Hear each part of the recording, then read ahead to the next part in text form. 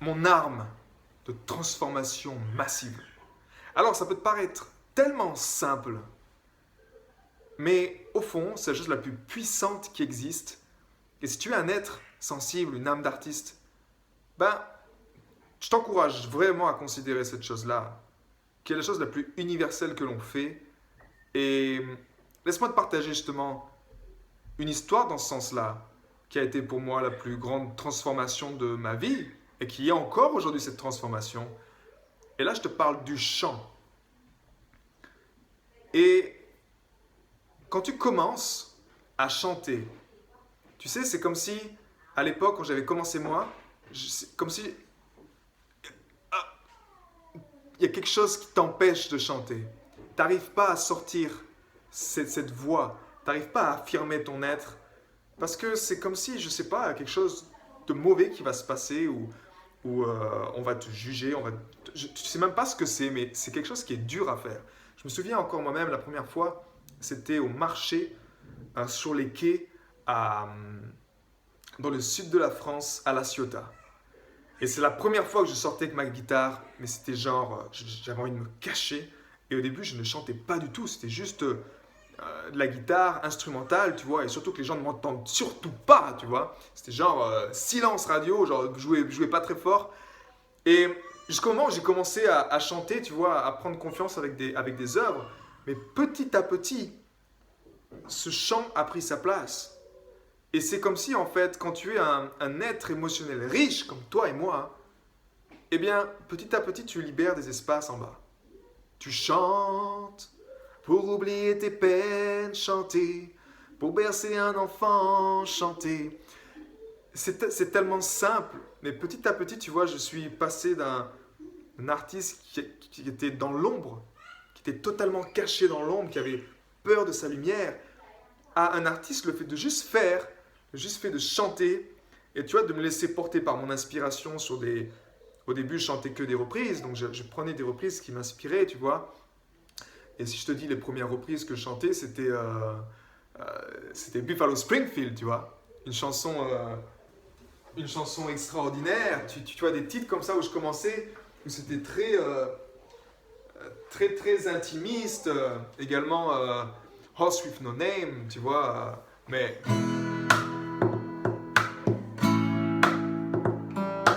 there's something happening here. While it isn't exactly clear. Cette chanson, tu l'as certainement entendue si tu as vu Forrest Gump, et tu l'as certainement vue. America. On the first pile of the journey, I was looking at all the life. There were plants and birds and rocks and things. There were stands and hills and rings. Donc tu vois, des chansons simples en anglais qui pour moi étaient ma langue de transformation. Et si on parle de la voix ici, on parle également du langage que tu utilises. Et pour moi, l'anglais est la langue de transformation. C'est qu'une question de vibration, en fait. Quand tu chantes en anglais, il y a quelque chose qui se passe. Il y a une transformation, et tu vois, j'en parlais avec ma compagne souvent également. Parler en français, tu parles dans la tête, ça vibre dans la tête. When you speak in English, you naturally go down. Quand tu parles en anglais, ça va naturellement, la vibration descend, et c'est un peu plus par là, tu vois, au niveau du cœur. Donc, le simple fait de chanter, de choisir la langue qui t'inspire au début, tu peux commencer dans la langue, tu t'en fous en fait, choisis juste une langue, mais choisis des chansons qui t'inspirent. Parce qu'encore une fois, elles sont, tu vois, c'est comme cet être émotionnel qui est tellement riche et sensible à la fois, tu as besoin d'aller doucement explorer ces portes-là. Et pouf, une chanson va t'ouvrir un espace, et pouf, une autre chanson t'ouvre un autre espace. Et c'est également ton plus grand pouvoir. Ton plus grand pouvoir, pourquoi ça a été ma prise de conscience récemment, après une nuit blanche. C'est quelque chose que je ressens depuis un certain temps. Mais pour faire l'analogie de la situation actuelle, dans ton ventre, c'est le berceau de la vie, ok? C'est le berceau de l'humanité. Et quand tu n'arrives pas à vibrer suffisamment fort dans tes émotions, à les faire vivre au quotidien, ben, l'oppression vient en fait. Pour faire simple, c'est ton mental qui oppresse tes émotions. C'est ta charge mentale, la charge mentale collective qui est dans la tête, qui au final vient oppresser ton ventre et te faire te sentir petit, petite, faire te sentir que tu n'en es pas capable, faire sentir que tu es timide, faire sentir que tu ne veux pas prendre ta place, faire sentir que tu n'es pas légitime. Toutes ces conneries, tu sais, tous ces programmes à la con légitimes qui ne sont pas bons. Et grâce à l'émotion du cœur, grâce à l'énergie du cœur, tu peux justement faire ce pont entre la tête et les tripes avec un régulateur parfait en fait, qui va naturellement ne pas aller trop vite. Tu connais certainement peut-être des gens, ou même toi-même, qui va peut-être trop vite, puis paf, tu te prends un mur après parce que tu as voulu croître trop rapidement. Donc, l'énergie du cœur, c'est toujours un pas en arrière, mais trois pas en avant. Mais c'est également, tu vois, tu travailles dans les profondeurs. Grâce au cœur, tu peux travailler dans les profondeurs. Donc, chanter, tu peux descendre, aller dans les profondeurs jusqu'à vraiment vivre une transformation extraordinaire. Et au fin de compte, il n'y a pas de... C'est ta vie, tu vois. Mais je vois à quel point... Même certaines personnes pensent qu'ils chantent mal. C'est juste une illusion.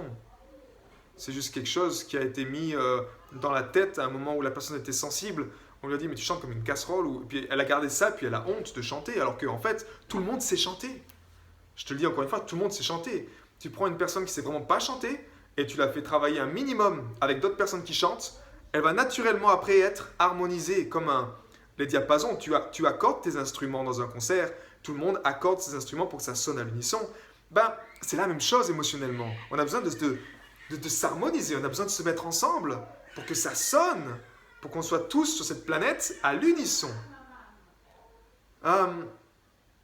C'est aussi simple que ça, mais parfois, si tu n'as pas ce régulateur du cœur entre les deux, tu peux vite, paf, fermer la porte. Pourquoi? Parce que chanter, c'est prendre ta place, c'est être dans la lumière. Et naturellement, tu as des blocages du mental qui vont te dire non, va pas là parce que tu es nul, parce que tu es machin.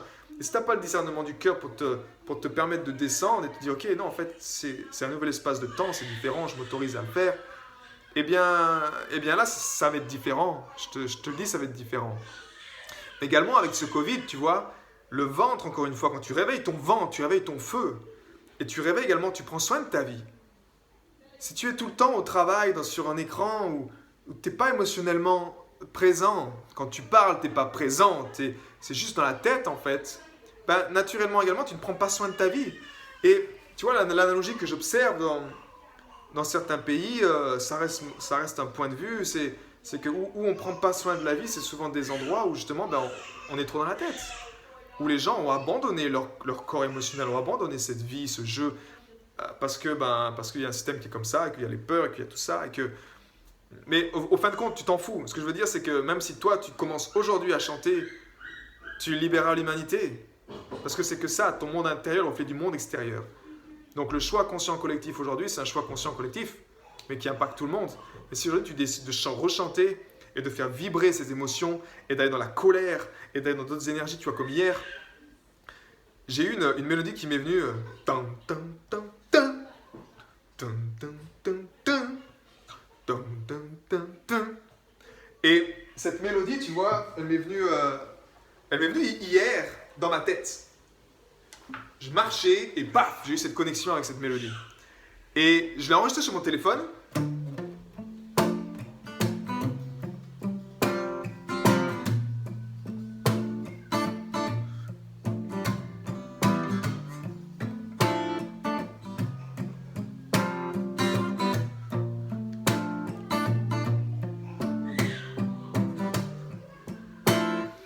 Et hier soir, j'ai créé cette chanson qui s'appelle Popstar.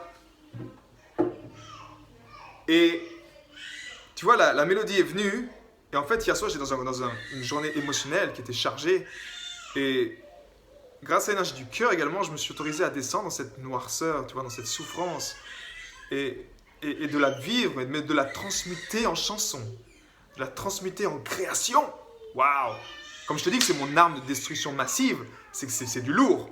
Tu transmutes quelque chose qui est à l'intérieur de toi, qui est juste une émotion, qui est juste quelque chose qui est là, un souvenir, une tristesse, mais tu ne restes pas victime, impuissant face à ça. Tu vas dedans, tu la vis pleinement, tu l'embrasses et tu crées quelque chose avec ça. Waouh! C'est la chose la plus puissante que tu puisses faire pour toi-même, pour l'humanité. Et tu vois, j'ai passé cette soirée à créer cette chanson. Et ma compagne écrivait les paroles et tout, c'était super intimiste, c'était chouette. Et j'ai fait une nuit blanche. Parce que pour moi, je me suis pris également un rythme de me dire que quand il y a une chanson qui me vient, ce cadeau qui m'est fait du créateur, je dois l'honorer, je dois la terminer. Donc tu vois, j'ai terminé cette chanson là avec les paroles qui sont quelque part encore en remaniement, comme tu peux voir, mais qui est une chanson qui est terminée dans sa structure, dans son énergie. C'est ça qui a été créé, c'est ça qui est beau. Et je suis tellement reconnaissant pour ça. Mais tu vois, si je ne m'autorise pas, je me souviens encore des moments, des espaces dans le passé où je ne m'autorisais pas à aller là. C'est comme si j'avais cette émotion-là, cette émotion triste ou ce vide intérieur, tu sais, où tu regardes l'extérieur, le monde extérieur, puis tu n'as pas de motivation, tu ne sais pas quelle est ta place, tu dis qu'est-ce que je fous là, tant qu'artiste, dans un monde aussi comme ça, je ne vais pas m'en sortir. Même mes réflexes, c'était quoi? C'était d'aller manger du sucre ou d'aller manger quelque chose, ou tu vois, de fuir tout le temps, de fuir, de ne pas descendre dedans et de le vivre pleinement. Et depuis que, en tout cas, que je m'autorise à descendre, il se passe des choses extraordinaires. Et je pense que la clé ici, c'est de créer de l'espace. Te permettre de créer ces espaces où tu t'autorises à descendre. Parce que ces murs d'eau sont là. Ton mental, notre mental ne veut pas qu'on y aille. Parce qu'il y a une illusion de douleur, une illusion de souffrance du passé, quelque chose du passé qui ressurgit des ingrédients. C'est la crise ce soir, c'est la crise. Et elles sont pourtant deux, hein, à gérer les enfants, mais elles n'y arrivent pas. Donc, c'est un travail le plus extraordinaire de prendre soin des enfants. Et même mes enfants, tu vois, de vivre les émotions avec eux pleinement au quotidien, c'est juste wow. C'est juste wow de m'autoriser à être avec eux et de vivre ça, et de croître avec eux. C'est mes plus grands enseignants et je pense qu'on devrait les mettre à un différent niveau d'importance dans nos vies aujourd'hui. Pas juste après le travail, après notre journée, mais c'est nos plus grands guides et on doit les servir et c'est ce qu'on fait chaque jour avec ma compagne. Je suis tellement reconnaissant pour ça et je lui exprime toute ma gratitude au quotidien pour ces merveilleux enfants qu'on a et qui grandissent merveilleusement bien. Mais en tout cas, à chaque fois qu'on chante, tu vois, même les enfants, c'est comme si l'un de mes fils, Richie, qui est sensible, qui est comme moi, il a ma fibre, tu vois, et dès que je chante, dès que je suis là, que je le regarde et que je chante, il crie, il est connecté, tu vois, donc on est des êtres émotionnels richissimes. Mais le jeu de la vie qu'on te propose sur un plateau aujourd'hui, ben, on te propose ça de vivre. À toi de décider ce que tu veux. Mais honnêtement, c'est triste de rester là-dedans alors que tu peux expérimenter, bam, tout ça, tu vois. Et pour ça, ben, tu as besoin de mettre en place ce cœur, en tout cas ce gardien, cette clé de ta résilience qui va te permettre justement d'avoir de la guidance, de savoir où aller, de savoir comment avancer, même si ça paraît fou dans ta tête, tu verras que c'est le chemin à suivre, tu vois, et ça peut être ça. J'ai une amie aujourd'hui, tu vois, qui, dans l'énergie du cœur, qui me dit, wow, Max, je suis amoureux d'une femme. Je pensais que j'étais hétéro, et là, il y a quelque chose qui se passe avec cette femme, tu vois, et je sens que mon cœur, il m'appelle, et c'est un besoin d'être avec elle, et de passer du temps de qualité avec elle, Mais si tu es dans la tête, tu dis non, les femmes, non, je peux pas me permettre d'être avec une femme si je suis une femme, ou je peux pas me permettre d'être avec un homme si je suis un homme, tu vois. Tous ces blocages, ces croyances limitantes qui t'empêchent sur ton évolution. On a besoin, tu as un chemin d'évolution qui t'est propre, c'est ton histoire, c'est ta vie, c'est ton œuvre que tu vas incarner sur la planète Terre. Personne d'autre peut le faire pour toi.